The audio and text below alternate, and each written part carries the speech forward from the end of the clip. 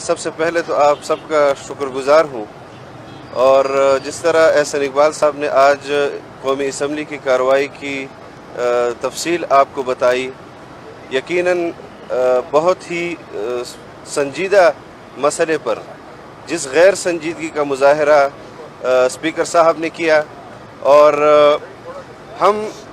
2 दिन से इस पर सोच रहे हैं कि हुकूमत का मौक़िफ़ वज़ीर-ए-आज़म की सतह पर जब उन्होंने कौम के सामने पेश किया और अगले रोज़ हुकूमत के वज़रा ने कौमी असम्बली के सेशन से पहले ही अनाउंस कर दिया कि हमारे मुज़ाकरात कामयाब हो गए हैं और हम हुकूमत की जानिब से आज करारदाद पेश करके उस मुआहदे को तकमील तक पहुँचाएँगे जो हमने TLP के साथ किया। लेकिन कौमी असम्बली के अंदर उन्होंने एक प्राइवेट मेंबर के ज़रिए बिल को करारदाद को पेश किया और TV पर आकर उन्होंने ये बात की कि हुकूमत ने अपना मुआहदा पूरा कर लिया है, जबकि बैनुल-अक़वामी मीडिया के सामने उन्होंने ये मौक़िफ़ रखा कि ये एक प्राइवेट मेंबर की सूरत में हमने करारदाद को पेश किया है, ये हुकूमती पॉलिसी नहीं है।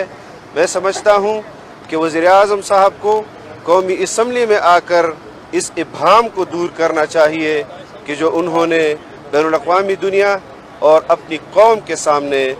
पेश किया है कि एक जानिब तो वो कौम से कह रहे हैं कि हमने आपके ख़त्म नबूवत और नामूस रिसालत के मसले को अक़वाम मुत्तहिदा, OIC और बैनुल-अक़वामी दुनिया में जिस तरह लड़ा है उस तरह किसी ने नहीं लड़ा, और दूसरी जानिब बैनुल-अक़वामी दुनिया से कहते हैं कि इस करारदाद से हमारा कोई ताल्लुक़ नहीं। इस अमल को हम किस चीज़ से ताबीर करें कि वो बैनुल-अक़वामी दुनिया को धोखा दे रहे हैं या अपनी कौम को धोखा दे रहे हैं। दूसरी बात यह है कि जिस तरह आजकल मुल्क के अंदर सिक्योरिटी के मसाइल हैं, हम समझते हैं कि कोयटा धमाका ये हम पाकिस्तान पर इसको हमला तस्वर करते हैं, और दीगर मुल्क के अंदर भी जो सूरत हाल है और जिसकी बुनियाद माशी सूरत हाल बनी है कि ढाका चोरी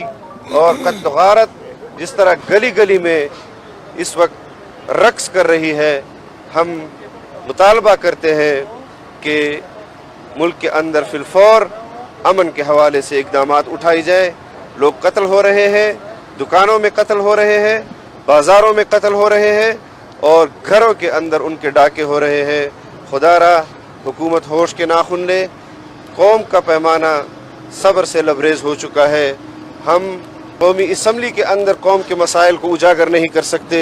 नामूस रिसालत के मसले पर बात नहीं कर सकते, ख़त्म नबूवत के मसले पर बात नहीं कर सकते और कौम बिलबिला रही है। मैं समझता हूँ कि अपोजिशन की तमाम जमातें उनको भी इस हवाले से हंगामी तौर पर मीटिंग बुलानी चाहिए और देर नहीं करनी चाहिए, बल्कि रमज़ानुल मुबारक के अंदर अंदर ही इस पर गौर ख़ौस करके एक पॉलिसी देनी चाहिए कौम के जज्बात की तर्जुमानी के लिए। जी